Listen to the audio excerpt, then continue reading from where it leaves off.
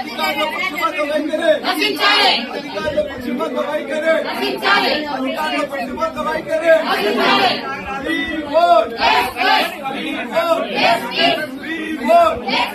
We vote. We vote. We vote. We vote. We vote. We vote. We vote.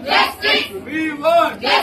తప్పుడు కేసులు పెట్టిన పోలీసులపై తప్పుడు కేసులు పెట్టిన పోలీసులపై తప్పుడు కేసులు పెట్టిన పోలీసులపై తప్పుడు కేసులు పెట్టిన కాంగ్రెస్ గుండాలపై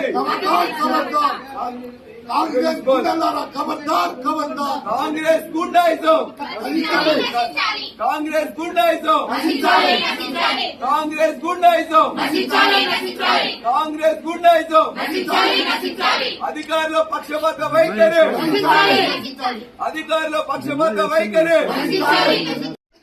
పోలీసు వాళ్ళు కేసు రిజిస్టర్ చేసి మరలా మహిళా పోలీసులు వచ్చి వారి మొత్తం కూడా వాంగ్మూలం తీసుకున్నారు, స్టేట్మెంట్ తీసుకున్నారు. ఆమె క్లియర్ గా చెప్పింది, నేను బీఫామ్ మీద ఎన్నికయ్యాను, నా భర్త పిల్లలు నేను ఇక్కడే ఉన్నాము, అయినా కూడా మమ్మల్ని ఇవాళ విచారణ చేస్తామని కూడా విచారణ చేసిండ్రు. పోలీసులు పక్షపాత వైఖరి, అధికారుల పక్షపాత వైఖరితో కొంతమంది కాంగ్రెస్ గుండాలు విర్రవీగుతున్నారు. ఆ విర్రవీగుతున్న గుండాలకు ఇక్కడున్న ప్రజలే వారికి బుద్ధి చెప్తారు. ఇవాళ ఖచ్చితంగా అనుకుంటున్నారు జనగామ తమ యొక్క కబ్జాలకు అడ్డా అయితే అనుకుంటున్నారు. జనగామ తమ అకృత్యాలకు అడ్డా కావాలని కోరుకుంటున్న కొద్దిమంది ఇవాళ ఆ చెల్లె మీద కేసు, వారిని కిడ్నాప్ చేసిన కేసు పెట్టిండ్రు.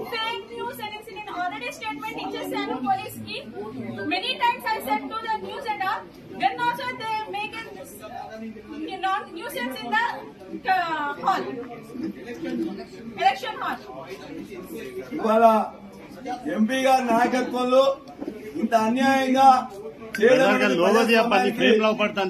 ప్రజాస్వామ్యాన్ని ఖచ్చితంగా ఇవాళ మేము ఖచ్చితంగా తెలియజేస్తున్నాం.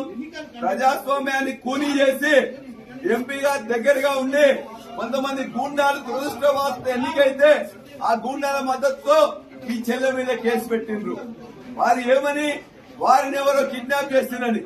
వారి భర్త ఇక్కడే ఉంటారు, వారి పిల్లలు వారితోనే ఉంటారు, అయినా కూడా వారిని ఎవరో కిడ్నాప్ చేసిందని చెప్పేసి ఫాల్స్ కేసు పెట్టిన ఫాల్స్ నా కొడుకులను ఖచ్చితంగా వారికి ఏం చేయాలో శిక్ష ప్రజలే విధిస్తారు. ఖచ్చితంగా ఫాల్స్ కేసు పెట్టిన ఏ నా కొడుకును కూడా వదిలిపెట్టాలని కూడా మేము తెలియజేస్తున్నాం. ఇవాళ ఎంపీ గారు మిగతా వాళ్ళు గుండాలు చేసిన దీన్ని అధికారులు సమర్థించారు. మమ్మల్ని లోపలికి రానియలేదు. మమ్మల్ని లోపలికి రానియకుండానే ఇక్కడ మొత్తం కూడా ఈ చెల్లెను హఫీజ్ ఫాతిమా చెల్లెలను తీసుకుపోయి ఇవాళ గుండా కేసులు పెట్టారు. అంతేకాదు ఇవాళ పోస్ట్ పోన్ చేయించారు. ఇవాళ రేపు పోస్ట్ పోన్ అయినా ఎల్లుండైనా విజయం సాధించేది టీఆర్ఎస్ పార్టీ.